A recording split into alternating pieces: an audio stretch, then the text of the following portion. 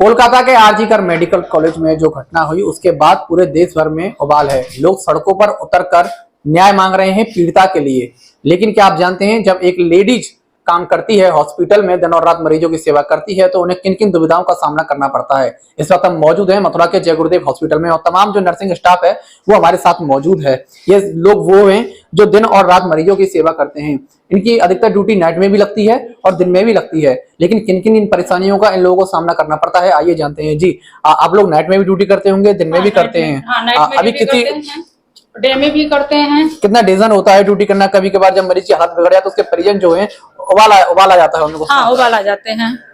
कोई भी काम करने पे अगर कोई भी छोटी मोटी चीजें होती है उस पर तुरंत भड़क जाते हैं, चाहे कितना हो अच्छा काम करे। तो कुछ लोग होते हैं कि उसमें गुस्से करके एकदम भड़क जाते हैं। तो इस बीच बचाव के लिए हम लोग को भी तो सुरक्षा चाहिए ना। सरकार को क्या कड़े कदम उठाए जिससे आपकी सुरक्षा हो सके? नहीं, सुरक्षा तो हम लोग को चाहिए। क्या सुरक्षा सरकार हम लोग की देगी? जी, जब सुरक्षा की बात आती है, कई कड़े कानून बनाए गए। दिल्ली में निर्भया कांड हुआ, उसके बाद सरकार ने कई सख्त कानून बनाए, उसके बाद भी घटना रुकने का नाम नहीं ले रही है। आपको क्या लगता है कि ऐसी कौन सी सजा हो जिससे इन कांडों पर रोक रख सके? इसमें सजा होनी चाहिए। मेरा कहने का मतलब है कि मतलब हम घर से बाहर लड़कियां मतलब जॉब करने के लिए जाती हैं तो हमें भी सुरक्षा की बहुत जरूरत है, क्योंकि हमारे देश में लड़कियां सुरक्षित नहीं है। अगर हम गरीब लोग हैं, अगर कहीं कमाने नहीं जाएंगे, खाएंगे नहीं, तो हमारा क्या होगा फिर? उस वक्त कितनी दुविधा का सामना करना पड़ता है जब मरीज गंभीर अवस्था में हो और परिजन उसके भड़क रहे हो और आपको अपनी सुरक्षा का भी ख्याल आता हो। उस समय हम शांत रहते हैं, कुछ नहीं करते हैं। बट उन लोगों को यही नहीं है, गवर्नमेंट की तरफ से ये भी नहीं है कि हम लोग उनसे कुछ बोल सकते हैं। हम लोग कुछ नहीं बोल सकते हैं उनसे। हम लोग काम करने के बाद भी वो लोग हमें गलत बोलते हैं। उतना गलत बोलते हैं कि कोई माँ बाप अपनी बेटी को नहीं बोल सकता है, कोई बहन भाई कोई अपने घर में सहन किसी की नहीं करेगी। इधर सब सहन करते हैं, मारने पीटने की बात करते हैं। आवेश में आकर वो बोल जाते हैं, लेकिन मरीज की जो स्थिति है वो भी उस समय गंभीर रहती है। हम उस मरीज को उस समय देखते हैं, ना कि उन लोगों की बात सुनते हैं। फिर भी हम लोग इतना करते हैं मरीज के लिए। जी, कोलकाता में जो हुआ उसके बाद आप लोगों की क्या मांग है सरकार से कि किस तरीके के कानून बनाए जाएं? पूरी सुरक्षा चाहते हैं हम। पूरी सुरक्षा चाहते हैं। प्रशासन से मेरी यही मांग है कि लड़कियों के सेफ्टी के लिए ज्यादा से ज्यादा मतलब रूल्स बनाए जाए, क्योंकि लड़कियां दिन रात मेहनत कर रही है, काम कर रही है, फिर भी वो सेफ्टी नहीं है। पर जिन दरिंदों ने ऐसा किया उनके साथ, मेरे हिसाब से तो उनको फांसी की सजा होनी चाहिए, कड़ी से कड़ी सजा होना चाहिए। इस मामले में यह भी बताया जा रहा है कि जो मुख्य आरोपी है वो 1 महीने से लगातार लेडी डॉक्टर का पीछा भी कर रहा था, लगातार उसके पीछे घूम रहा था 1 महीने से। तो उसको आभास भी हुआ होगा, लेकिन हो सकता है उसने जिक्र भी किया हो प्रशासन से, लेकिन उसकी ना सुनी गई हो। ऐसा क्यों? आखिर हम इन मामलों को इतने हल्के में क्यों लेते हैं जिनका नतीजा भुगतना पड़ता है? लापरवाही हो रहा है ना, लापरवाही हो रहा है लड़कियों को लेके, क्योंकि सुरक्षा है ही नहीं। लड़कियों लापरवाही की वजह से ये हो रहा है। अगर लड़कियों की सुरक्षा होता, अगर ये सरकार नियम कानून बनाती तो आज लड़कियों के साथ ऐसा होता है नहीं कुछ भी।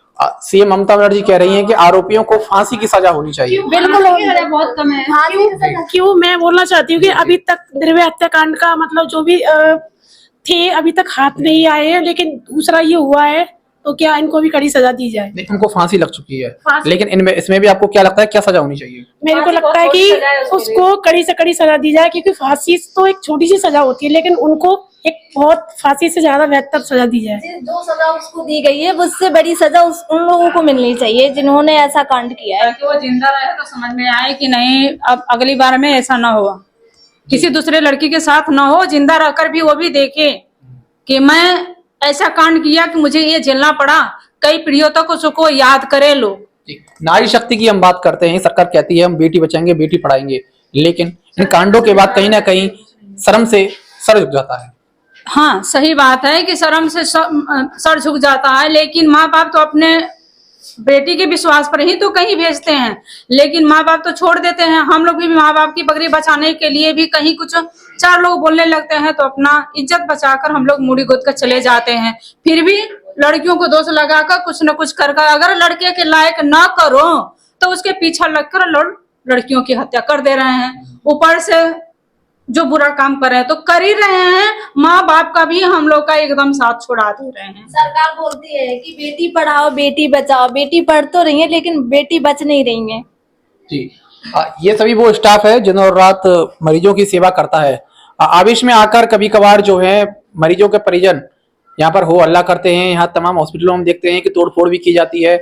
आरजीकर मेडिकल कॉलेज में भी ये हुआ। उस घटना के बाद वहां पर कई लोगों ने तोड़फोड़ की, सबूत मिटाने की कोशिश भी की। तो इसमें आपको क्या लगता है कि कितनी बड़ी लापरवाही है ये? बहुत बड़ी लापरवाही है। मतलब लड़कियां कुछ कदम भी उठाती हैं, उनको रोक दिया जाता है, वहां को दबा दिया जाता है कि तुम्हारी बदनामी होगी, ये होगी। और कोई पुलिस सुन ही नहीं रही है। कुछ छोटे छोटे कांड होते हैं, उनको दबा दिया जाता है, इसलिए आगे कांड बढ़ रहे हैं। लोगों को हौसला मिल रहा है ये सब करने के लिए।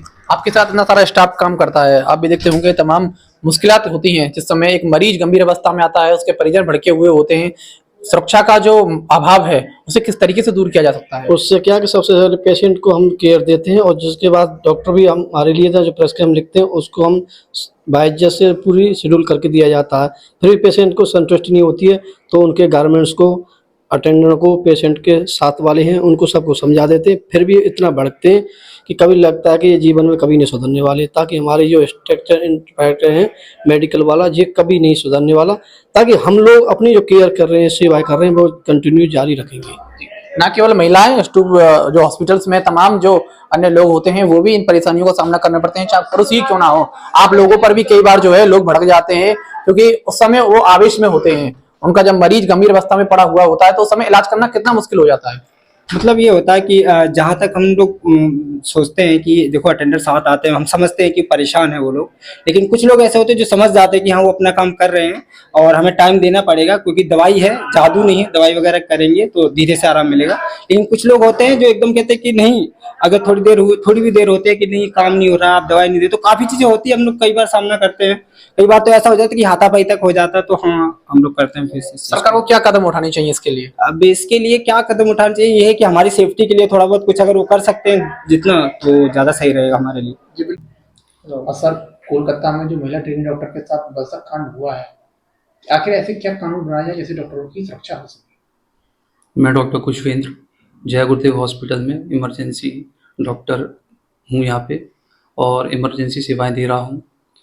डॉक्टर मौमिता देवनाथ के साथ जो हुआ ये काफ़ी घिनौना अपराध है और अक्सर हम ये देखते आए हैं कि हर साल कोई ना कोई इस तरह की घटना घटित होती आ रही है।